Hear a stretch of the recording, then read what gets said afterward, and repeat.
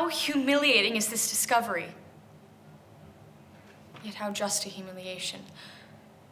Had I been in love, I could not have been more wretchedly blind.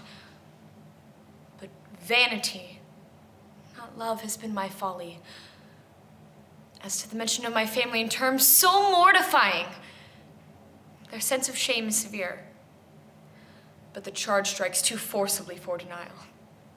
Their defects, I fear, seem hopeless of remedy.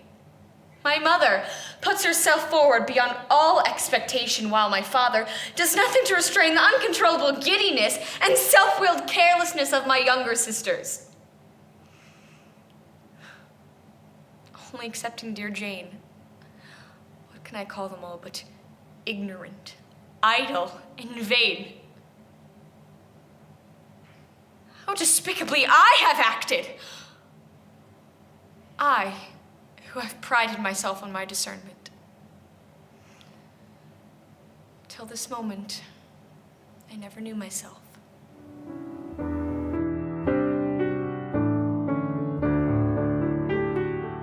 That's what I love. If I close my eyes and scarcely breathe, I sometimes have very important philosophic thoughts about existence, life, and etc.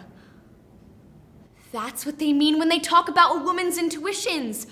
Every woman has intuitions, but a pregnant woman's intuitions are far more important than a non-pregnant woman's intuitions. Oh, and another thing, a pregnant woman's intuitions are far more important while she's pregnant than after she's had her baby. So if you see a pregnant woman sitting by the fire, knitting or not talking, you can be very sure she's having very important philosophic thoughts about things. Oh, I wish to God I could knit. Years and years ago in primary school, I began a pair of gloves, but the fingers scrutinified me, so I turned them into a pair of ankle socks.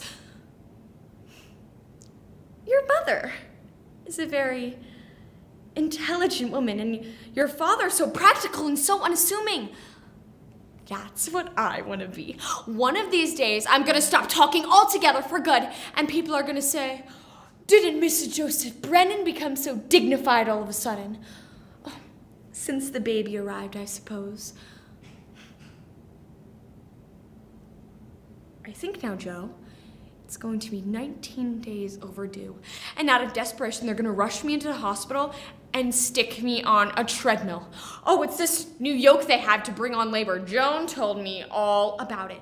An aunt of a second cousin of hers was on it for 12 hours straight. They keep you climbing up this big hill that keeps giving away under you, just like the slaves in the olden times. And after the baby's born, it'll have to be kept in an oxygen tank for a fortnight. And when we bring it home, it'll have to be fed through an eyedropper every 49 minutes, and we'll get no sleep at all. And oh my God, you won't have asthma like your father when you're older, will you? Where is Bernardo? What is it with this countryside craze?